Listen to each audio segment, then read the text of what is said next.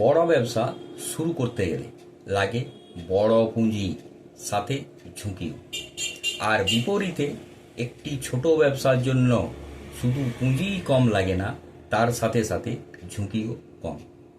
কিন্তু অনেক মানুষ আছেন যাদের বাজেট কম, তাও তারা নিজস্ব কিছু একটা করতে ইচ্ছুক, অথবা কোনো কিছুর একটা ম্যানুফ্যাকচারিং ইউনিট, উৎপাদন ইউনিট শুরু করার ভাবনা। এই শিক্ষামূলক আলোচনায় আমি বাদল বিডি লার্নিংয়ে আপনাদের স্বাগত। যারা চ্যানেলটি নতুন দেখছেন এবং যারা এখনও পর্যন্ত সাবস্ক্রাইব করেননি অবশ্যই করবেন, এবং ভিডিও ভালো লাগলে লাইক এবং শেয়ার করতে ভুলবেন না। বর্তমান সময়ে ক্ষুদ্র উৎপাদন ব্যবসা, ম্যানুফ্যাকচারিং ইউনিট বিশ্ব অর্থনীতিতে গুরুত্বপূর্ণ ভূমিকা আদায় করে। এমনি কিছু উৎপাদন ব্যবসা যা কি বাড়ি থেকেও করা যেতে পারে, আলোচনা করা যাক। 1. কাগজের ব্যাগ তৈরি।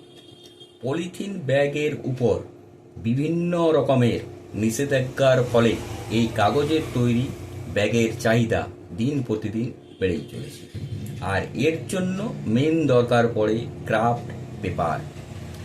তাছাড়াও বিভিন্ন ধরনের কাগজ ব্যবহার করে তৈরি করা হয়, যা তাদের গঠন, রং, মুদ্রণ এবং মানের দিক থেকে ভিন্ন।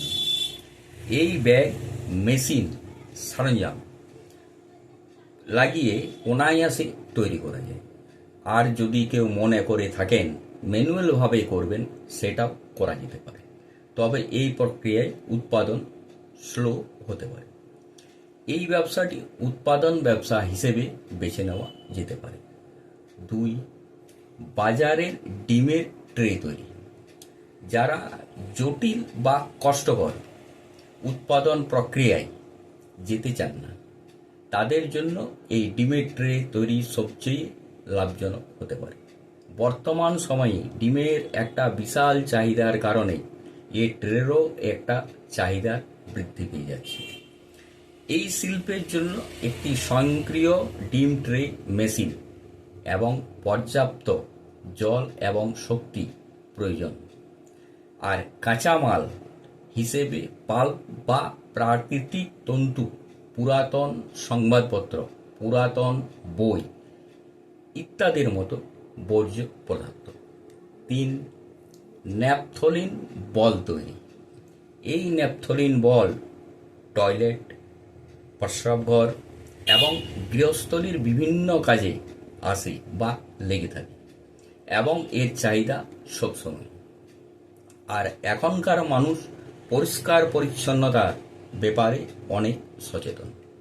আর এর জন্য প্রয়োজন একটি ট্যাবলেট তৈরির মেশিন আর কাঁচামাল, যা কি লোকাল পাইকারি বাজার থেকে কেনা অনেক বেটার হতে পারে। নমস্কার, ভালো থাকুন, সুস্থ থাকুন, দেখতে থাকুন বিডি লার্নিং।